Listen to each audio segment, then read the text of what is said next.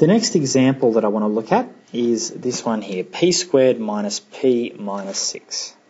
Now this one is a bit more difficult because it's got these negative signs which are going to complicate us thinking about what numbers are going to multiply and add to give the various things. Let's break it up.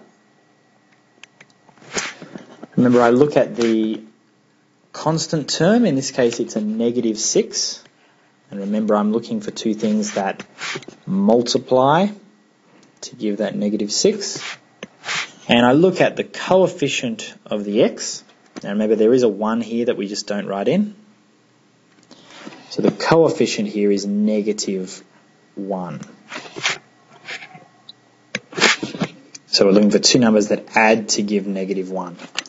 Now once negatives are involved, some students have trouble working out what the numbers are going to be.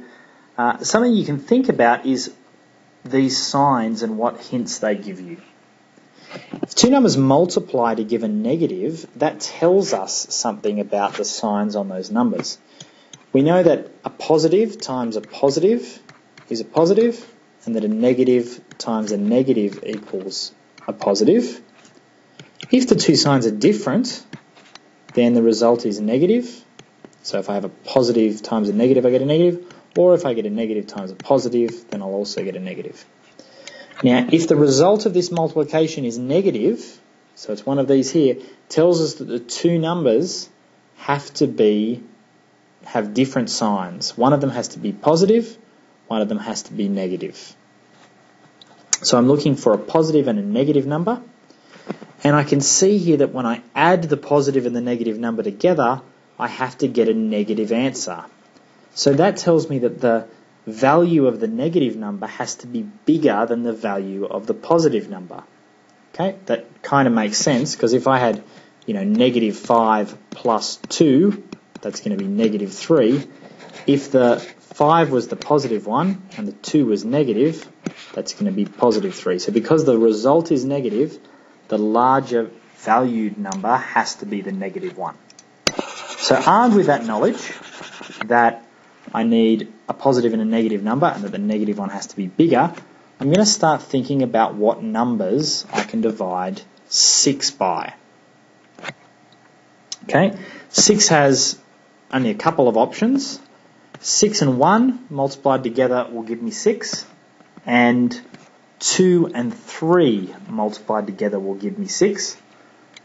I'm going to think about how I allocate my signs here. Okay, I have to put a negative sign in front of one of these pairs, and if I think about the fact that the result when I add them together has to be negative 1, we can pretty quickly see that negative 3 and 2, when they're added together, will give me negative 1, and negative 3 times 2 will give me negative 6. So in fact, that's going to be my factorized form. And I'm going to put it down here to indicate that, yeah, you can do this straight away with a monic quadratic trinomial, sorry. So my two numbers are going to be 2 and negative 3. So I can actually just straight away write this as p plus 2, p minus 3. And that would be the factorized form. Alternatively, if we're not confident with that, we can put the intermediate steps in. We rewrite negative p as 2p minus 3p. And I need to put that plus sign in there. Negative 6. Okay. Then we group in pairs. Common factor of this one is p outside of p plus 2. Common factor of this one is negative 3, p plus 2. And I'll just give myself a little bit more space here. Factorizing that out, I've got a common factor of p plus 2 in each term.